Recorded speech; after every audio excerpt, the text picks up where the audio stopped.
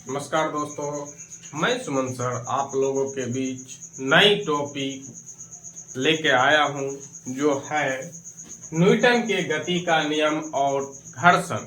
चलिए इसके बारे में आज हम लोग समझते हैं। पहला है जड़त्व, जिसको इंग्लिश में इनर्शिया कहते हैं। यह किसी भी पदार्थ का वह गुण है जिसके कारण वह पदार्थ अपने अवस्था में परिवर्तन का विरोध करता है, अर्थात स्थिर है तो स्थिर रहना चाहता है और यदि गति में है तो गति में रहना चाहता है। इसका अर्थ ये हुआ, जो बचपन में हम लोग अपने छोटका छोटका भाई था या भतीजा था, उसको हम लोग क्या करते थे, बोरा पर बैठा लेते थे, ऐसे करके घींच के जलाते थे। वो स्थिर अवस्था में था, लेकिन हम लोग उसको गति में लाना चाहते थे तो उसका विरोध होता था। उससे क्या होता था, तो वो जो बोरा था फट जाता था। या हम लोग जो साइकिल चलाते हैं, मोटरसाइकिल चलाते हैं, ब्रेक तो मारते हैं लेकिन धक्का लग जाता है, क्योंकि गति कहता है हम गति में है तो हम रुकेंगे नहीं रुकेंगे तो एक्सीडेंट हो जाता है। वही है, या कोई लड़का या कोई लड़की बिगड़ गई है तो हम लोग आप लोग कहिएगा तो उसको अच्छे नहीं लगेगा, कहेगा सबसे बड़ा दुश्मन यही है। यही कहता है जड़त्व। अगला है जड़त्व। जड़त्व दो प्रकार के होते हैं। पहला है गति का जड़त्व, इंग्लिश में कहते हैं इनर्शिया ऑफ मोशन। दूसरा है विराम का जड़त्व, जिसे हम लोग कहते हैं इनर्शिया ऑफ रेस्ट। गति का जड़त्व उसे कहते हैं जब वस्तु गति में होती है तो उसे गति का जड़त्व कहते हैं।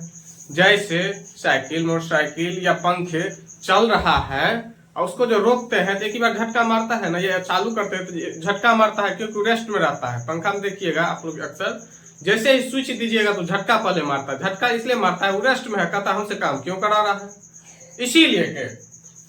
अगला है विराम का जड़त्व। जब वस्तु स्थिर अवस्था में होती है तो उसे विराम की जड़त्व कहते हैं। जैसे कोई चीज वस्तु स्थिर है, उसको जो हम लोग एकाएक चालू करते हैं तो चाहता है ना काम करने के लिए। जैसे अभी ठंडी का मौसम आया है, किसी को रजाई से निकलने का मन नहीं करेगा, मन होगा सुतले रहे, सोने से तो काम चलेगा नहीं। उसी तरह कहता है गति का जड़त्व विराम से अधिक होता है। जो गति में है उसका जड़त्व विराम से अधिक होता है। जैसे एक्सीडेंट सब जो होता है तो देखिएगा ब्रेक यहाँ मारता है लेकिन जमीन पर घिसते घिसते आगे तक चला जाता है, नहीं 2-3 मीटर आगे घिस देता है, उसी में ज्यादा क्षति हो जाती है। चलिए आगे हम हैं जड़त्व। जड़त्व का जो फार्मूला होता है I बराबर mr²।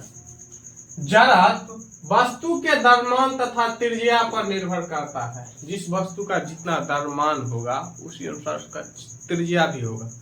एक मोटे आदमी को ले आइए और टेम्पू में बैठा दीजिए, अकेले चारों सीट कैप्चर, बाकी को किसी को नहीं बैठने देगा, क्योंकि उसका जो द्रव्यमान है ज्यादा है, क्षेत्रफल भी ज्यादा उलेगा। अगला है जड़त्व।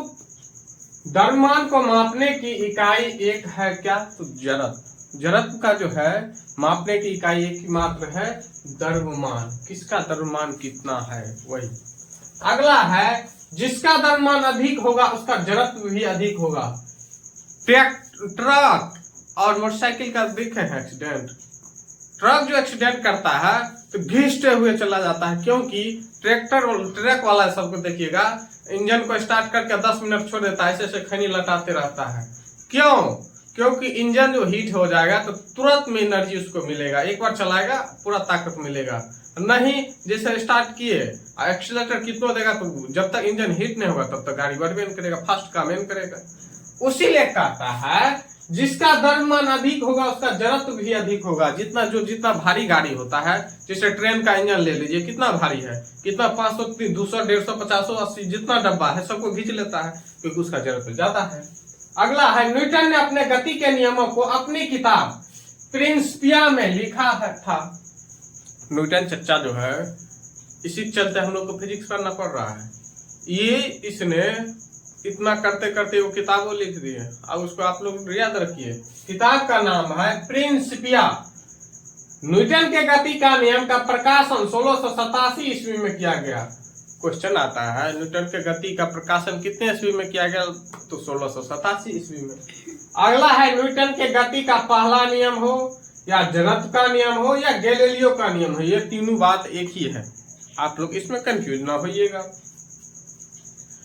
इस नियम के अनुसार अगर कोई वस्तु स्थिर है तो स्थिर रहना चाहता है, और यदि गति में है तो गति में रहना चाहता है, लेकिन तब तक जब तक कोई बाह्य बल ना लगे।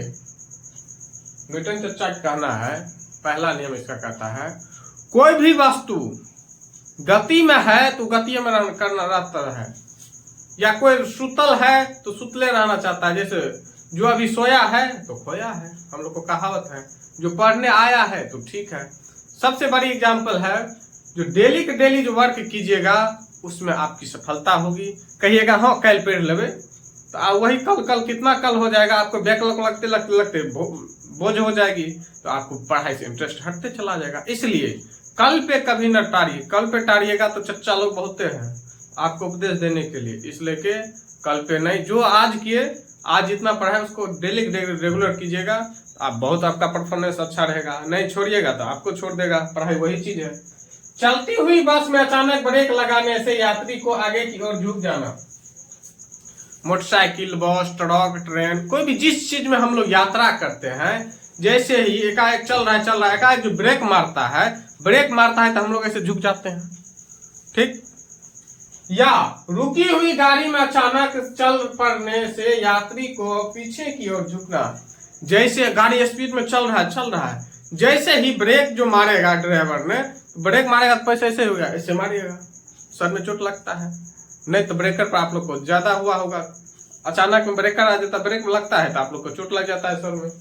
अगला है दरी या कम्बल को छड़ी से पीटने पर धूल कणों का गिरना। नहीं होगा। अब ठंडा का मौसम आया है, हल्का हल्का तो ठंडा लगता है, कम्बल को पकड़ लीजिएगा और डेढ़ डंटा मारिएगा, देखिए उससे धूप कम धीरे धीरे नीचे गिरते चला जाएगा। उससे आगे समझते हैं। पेड़ पौधों की टहनियों को हिलाने पर पत्तियों का गिर जाना, या फल जो लगा हुआ रहता है पका हुआ, हम लोग जो आम गाछ पर चढ़ते हैं और ऐसे से उसको डुलाते हैं तो जो भी पका हुआ फल होता है वो नीचे गिर जाता है। या ऑटोमेटिक जो पत्ती जो सूख जाती है वो ऑटोमेटिक गिर जाती है। अगला है एक गिलास के ऊपर पेपर रखा है और उसके ऊपर एक सिक्का रख दिया जाता है, तो पेपर को खींचने के बाद सिक्का गिलास में गिर जाएगा। क्वेश्चन आता है, जो एक भरी हुई गिलास है ऊपर से हम लोग पेपर डाल देते हैं, उसके ऊपर सिक्का डाल देते हैं, यदि हम पेपर को झटक से यानी तेजी से खींचेंगे तो क्या सिक्का उसमें गिरेगा या नहीं, तो गिर जाएगा। अगला है कांच में पत्थर मारने से उसका टूट जाना तथा गोली मारने से छेद हो जाना। जैसे आजकल जो उग्रवादियों या असामाजिक तत्व इंसानों ने रोड जाम कर देते हैं, चक्का जाम कर देते हैं, रोड जाम जो कर देते हैं तो गाड़ी का शीशा फोड़ते हैं, ईटा पत्थर है उससे शीशा फोड़ देते हैं। वो जो फूटता है तो चारों साइड से फूट जाता है। वही जो गोली जो मारा जाता है तो सटीक निशाना लगता है, थोड़ा ही छेद करता है। अगला है न्यूटन के प्रथम नियम से हमें बल की परिभाषा मिलती है। कहेगा बल की परिभाषा किससे मिलती है?